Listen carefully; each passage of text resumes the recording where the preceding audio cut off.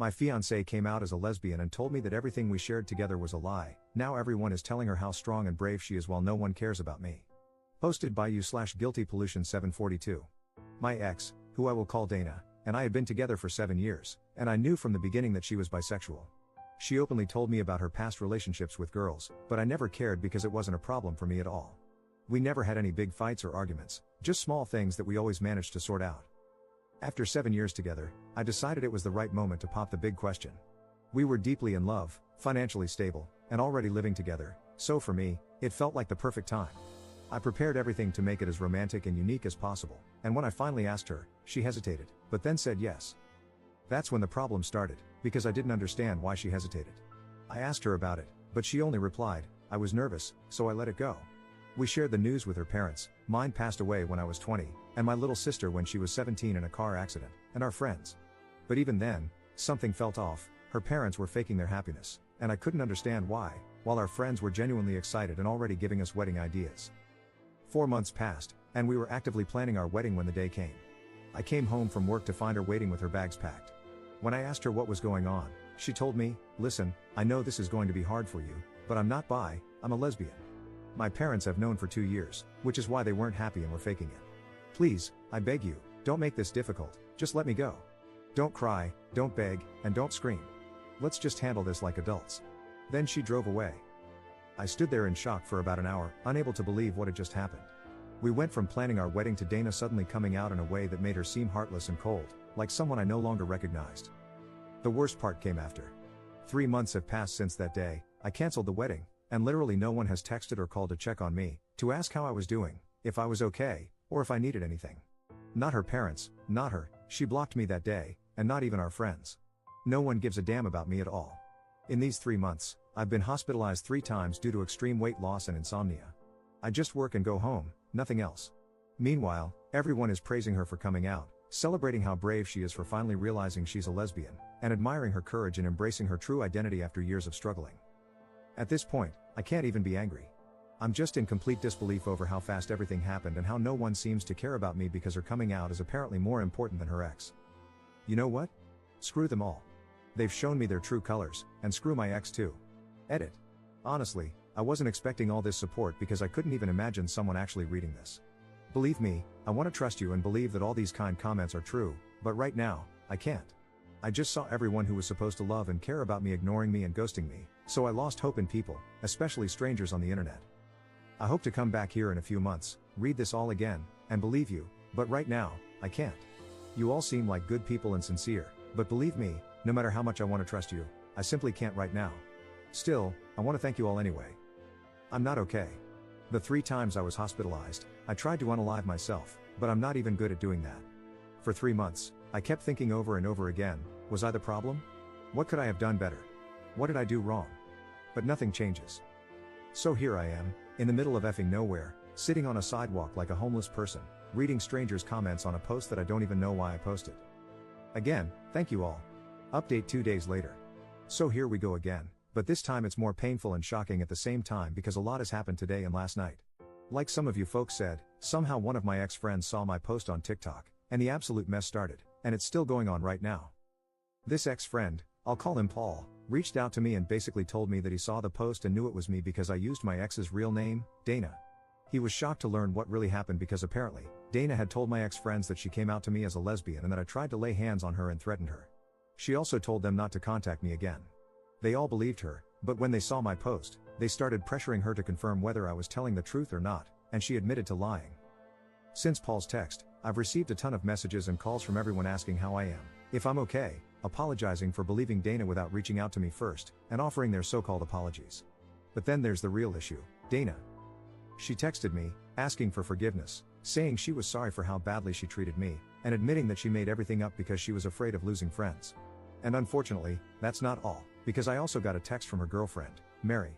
She basically told me that she was sorry for Dana's behavior and for what she did, and here comes the issue. She has known Dana for a year, yet Dana never told her about me and always referred to me as just a roommate.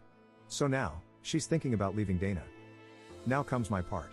I made a new group chat, including all of them, even Dana and Mary, and told them that I'm not changing my mind about forgiving them.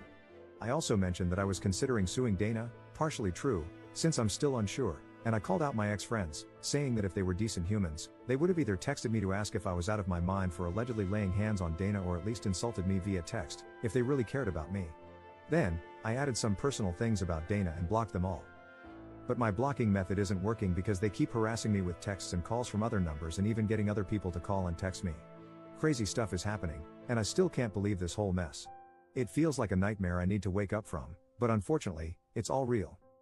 The other thing is that I finally saw a therapist today, and I don't like to admit it, but I cried a lot. According to her, I never really worked through my parents' and sisters' deaths, and now this situation with my ex has made me explode emotionally. So, it's going to be a very long journey, and I hope to reach a better place. I've had the therapist's number sitting on my kitchen table for a while, but I never called, until now. Hopefully, this will help. That's all for now. I hope my next update won't come as quickly as this one but instead when I'm feeling better. So again, thank you all, and hopefully, I'll update you in better times. Relevant comments. Commenter. Normal people, break up with their partner, tell everyone about it and why, then move on. Dana, ghosts her boyfriend and lies just because she was scared. Honestly, I would definitely sue for defamation, man. You have the evidence, and I don't think it could go wrong. What do her parents think? Ops response. I forgot to write this little part, but the quick summary is that I never had a good relationship with them, so we never got along well because they always said I wasn't the right guy for their daughter. I never cared about them, but this time they asked me to think wisely and not to sue Dana because she was afraid, and they even justified her actions. That's all, and in fact, I wasn't surprised by their reaction to the news of marrying her. Second update 1 month later. A month has passed since my first post, and here I am again. I know I promised to come back when things got better, and I really hoped for that, but unfortunately, my life hasn't improved at all. Things keep getting worse than I expected. I'm going to talk the way I do with my therapist because, in a way, you all feel like my therapists. You know, I'm not an expert in therapy or these things, and I hoped that, in a short time, things would change and make me feel better. But it's been more difficult and longer than I expected or imagined. I cry every day about everything that has happened to me, about my parents and my little sister's premature death, about what happened with Dana, and about how my friends betrayed me so easily, as if I were just a random guy. The worst part is Dana. After my parents' death, I put all my attention and importance on her. She was my promise of having a new family, of starting fresh, of being part of a family again. All these years, I did my best to make her feel loved, happy, and cared for. What might not come across from my previous posts is how much I loved her and how deeply I cared for her because Dana was the only person in this world who knew me 100%. She was truly my soft spot. After retiring from the army, she was the one who saw the real me after years of risking my life. I still have some trauma, but I'm working on that too. And then I met Dana, and it was love at first sight. So yeah, call me naive for still believing in fairy tales, but I really thought she was the one for me, the person who could finally give me my dream of having the family I lost. The hardest and most painful thing this past month was finally changing my number and starting over. I thought about calling her, texting her, or even seeing her again so many times because, despite everything, I still, somehow, care about her and love her. But then I remember how poorly and cruelly she treated me, and I changed my mind. Still, her presence lingers in my thoughts. I miss the little things we used to do together. I miss Dana being messy and a little goofy around me and in my house. I miss her touch. Coming home from work and just seeing her made all my stress and bad emotions disappear in an instant. But aside from all that, a few good things happened this month. I got the promotion I had been working so hard for, even if it came at the worst moment of my life. My boss gave me 3 weeks of forced vacation because he's worried about my mental health and how I've been working day and night without doing anything else. My therapist also told me to take a few weeks off to clarify my thoughts. I'm also looking for another house near my work because my current home isn't a positive environment, in my therapist's words, and because I need a drastic change. So that's where things stand. Unfortunately, I still have suicidal thoughts, but I'm working on it, even though I know it will take time. That's everything. I don't think I'll post anything else from now on because, fortunately, I don't have much else to say about my situation, other than thank you all for your support and private messages. So, thank you, everyone. Hopefully, this period of my life will pass without causing too much damage. Edit. My ex-friends never contacted me again, and neither did Dana, so I have no idea what's going on with them. And honestly, I don't care. Third update 2 weeks later. Hello, people. Don't worry, I'm still alive. According to my therapist, I can use this little place to vent about my thoughts, the things that happened to me, and updates about my life, so here I am. I'm not very good with Reddit, so I hope I'm doing things the right way. Like I said in the title, yesterday I had a strange meeting with Mary, and it turned out better than I expected. I was at a bar in my city, waiting in line to order when Mary recognized me, and we started talking. I offered her a cup of coffee, and we chatted a bit about our lives, how things are going, and all that stuff. I must admit she seems like a sweet and kind girl. She immediately asked me if I was mad at her for what happened with Dana, but I assured her that she wasn't the problem at all because she didn't know about me as Dana's ex-boyfriend. Mary said I seemed much better now compared to almost 2 months ago, and she was happy for me. According to Mary, the day I made the group and blocked them all, she and Dana argued a lot and eventually broke up. She told me again that she was extremely sorry for how everything happened and that if she had known earlier, she would never have dated Dana because she has certain values. We chatted for about 2 hours and got to know each other better. Afterward, we exchanged numbers, and she told me that if I ever needed to talk, vent, or just rant about something, she would be there for me. I really appreciated that, and then I headed home. It was honestly a nice meeting, and I wouldn't have bet a cent on it, but it's nice to be wrong sometimes. Aside from that, my life seems to be returning to normal over the past few days. I haven't had suicidal thoughts in 2 weeks, which is a great achievement for me, and my mental health is finally improving. In 3 days, I'll be in Japan for a 3-week vacation, and I hope to continue progressing with my mental health, so we'll see. That's all. I never told anyone my name before, but I'm Clark. Peace, and thank you all for your DMs. I'm starting to believe in and appreciate your support. 4th update 8 months 2 weeks later. Hey people, it's still me, Clark. I know that I disappeared for months, but something big happened that made me think a lot about what to do, how to react to this, and all that stuff.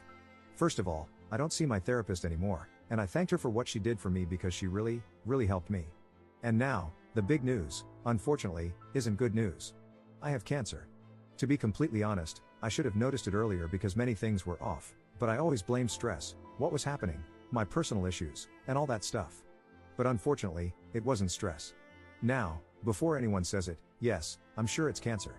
I had 3 different tests in 3 different hospitals, and they all came back the same. But you know what? It's fine. It's one of those curable cancers, but here's the thing that kept me thinking a lot. I made a promise on my family's grave, and I have every intention of keeping it. No matter how insane or nonsensical it may seem to you, to me, it makes a lot of sense. So, the thing is this, I'm not going to cure it. I'm just happy to have lived my life. I had incredible ups and incredible downs, but it's okay. It's life. No one ever told me that life was easy or a fairy tale, and we have to accept it and endure it to live our lives as we want.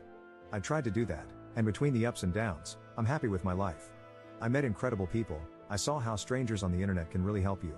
I mean you guys on Reddit, I had my dream job, I had my dog, and I traveled a lot. But everything comes to an end, as it should. I wasn't expecting to have such a short life to live, but it's okay. I take things as they are. So, just this, I made a promise on my family's grave that I will reach them, and I'm going to keep my promise. So, folks of Reddit, you made a stranger's life a bit better, and I will always and forever keep you all in my mind and my heart. I wouldn't have bet a cent on it, sincerely, but it's awesome to be wrong in these cases. So, thank you all. I hope you all have the best life, see the world, love like never before, enjoy everything this world can offer you, and remember this, you all made a stranger's life better. Love you all, and enjoy your life to the fullest. Thanks, Clark.